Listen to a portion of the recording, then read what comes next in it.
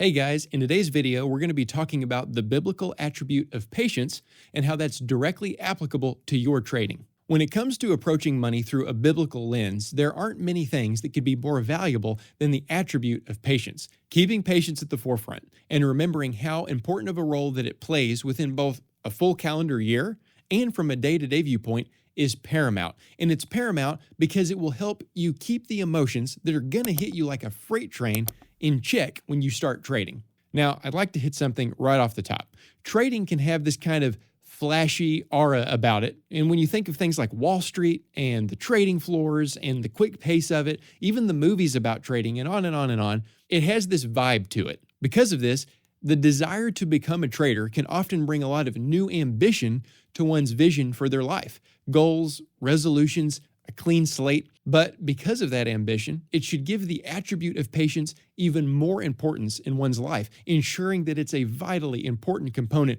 of everything that we're dealing with, whether it's totally personal, whether it's family related, or things going on at work or at church. Patience is going to be such an important key to a successful Christian walk. Again, one of the things to remember in regard to having fresh, ambitious goals, and ambition in general, as good as that can be, is that they can make it tough to keep sight of the long game, if you will. You want to knock your goals out of the park and do so as quickly as possible. When you lose sight of the long game, though, at least for me personally, you can also lose sight of the importance of having that long-suffering spirit, which I believe is something that we should strive to imitate from our Lord as much as possible. When you consider the absolute thrice holiness of God, I can't help but think that his long-suffering spirit is one of the most unique attributes that he has exhibited toward his creation himself for all of redemptive history. Now, this will sound like a rabbit trail for a second, but it's really not. When you think about what's going on down here on Earth and what his creation is doing, and the fact that through that long-suffering spirit, he has, let's just say, prolonged human history from the human viewpoint for the sake of saving his people so that his lost sheep can be found. You get to see a small flicker of his love for his people and for his creation. Now, with that in mind, given how much emphasis he has put on his own patience toward us, you can see how important it should be that we emphasize patience in our own lives. It's within that dynamic that we understand the presence of his long-suffering spirit, which, again, I believe we should imitate to the best of our ability. And even with as minute as that may be in comparison to him, we should still strive for it. But we know that we can model his patience for a few reasons, and here they are. Now the God of patience and consolation grant you to be like-minded one toward another, according to Christ Jesus, that ye may with one mind and one mouth glorify God, even the Father of our Lord Jesus Christ. Romans 15, 5-6. The Greek term that's translated into this English word patience is hupomone, and it carries the connotation of having enduring patience, which is a little bit stronger than what we would typically think of when we hear the word patience. It could also be literally translated as perseverance, which is a good English term for representing that idea of enduring patience. In verse 5, we learn that patience is something that God has himself. It's an attribute that he has just as sure as he has love, grace, mercy, forgiveness, and so forth. Now, if you go back up in Romans a little bit to chapter 5, we see that it's possible for us to also have this same attribute even in the midst of some pretty crazy stuff. Therefore, being justified by faith, we have peace with God through our Lord Jesus Christ, by whom also we have access by faith into this grace wherein we stand, and rejoice in hope of the glory of God. And not only so, but we glory in tribulations also, knowing that tribulation worketh patience, and patience experience, and experience hope. And hope maketh not ashamed, because the love of God is shed abroad in our hearts by the Holy Ghost, which is given unto us. Romans 5, 1-6. Now in verse 3, we come to our term hupomone again. But first, notice the progression that Paul is emphasizing here.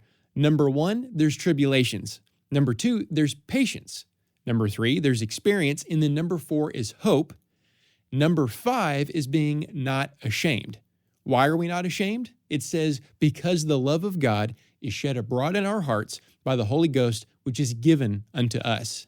Not only do we see here that we can have patience, this divine attribute that God himself exhibits, but we also see that this patience is created through tough stuff that goes on in our lives. And not just patience as we know it, But like I mentioned earlier, it's the strongest version of this attribute that one can have.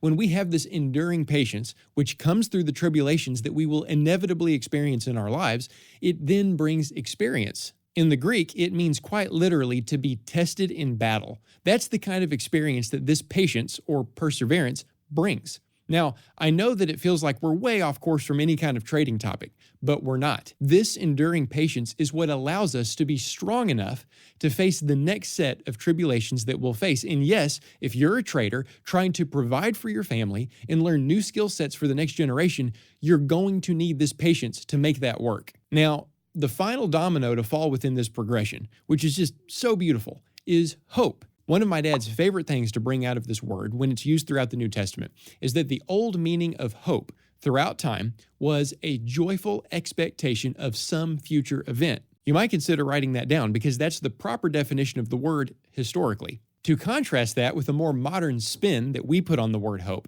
my dad likes to use the example of, well, I hope the Cowboys will win today, but they probably won't. In other words, it often carries a negative connotation within our vocabularies today, but it shouldn't. When used biblically, it's something we fully expect will happen, and we can therefore be joyful about it.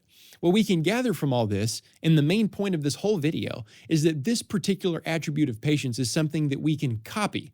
God certainly has the most unique version of it, in that it's perfect, it's infinite, as exhibited by Him. And of course, we're never going to meet God's manifestation of patience, but it is a standard we can shoot for, as attested by Paul himself in the above passage we were just reading.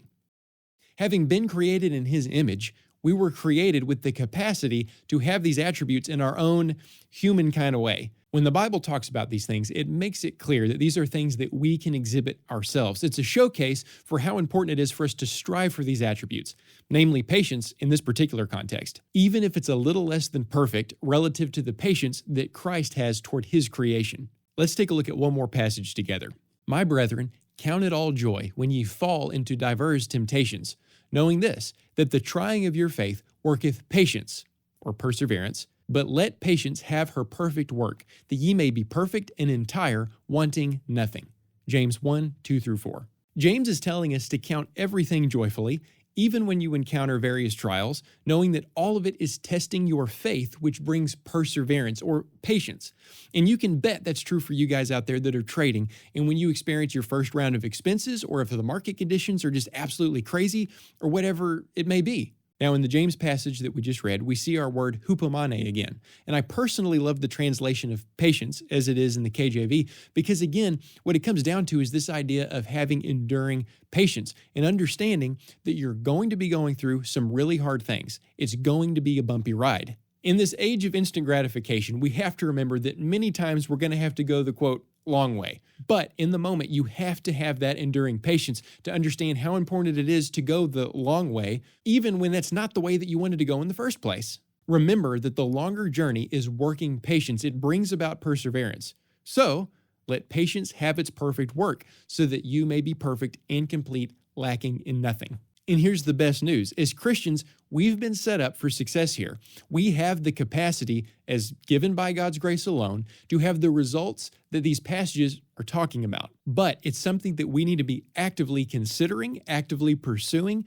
We are tried for the purpose of patience. We go through various trials for the purpose of patience. Let's say for a moment, for the sake of dramatic effect, that a person endures a time of acute suffering, tribulations that for most people would be absolutely incomprehensible to have to go through. As the late great missionary Elizabeth Elliot would say, suffering is not for nothing. Now, this was a woman who intimately knew what acute suffering felt like. Her point being, though, was that everything has a purpose as it comes and flows from God Himself, and therefore, suffering is not for nothing. There is no such thing as purposeless suffering. So, whether you face a year where you're at the most severe end of that spectrum in regard to the trials and the tribulations that may come, or whether you're facing daily battles at home, at work, church, or maybe running into some unpleasant people at the grocery store, or going through a tough time with your trading, we have to remember that it's not for nothing. We are literally being battle tested for the next round of tribulations that life may bring. With each round of those tribulations, that we experience, we acquire a new, even heavier dose of that divine, enduring patience that comes directly from the Lord of glory. Hey guys, thanks so much for watching this video today, taking the time to do that. If you liked what you watched, feel free to check out more in the links in our description below. You can also like and subscribe to this channel. It would mean a whole lot to us. And until next time, be blessed.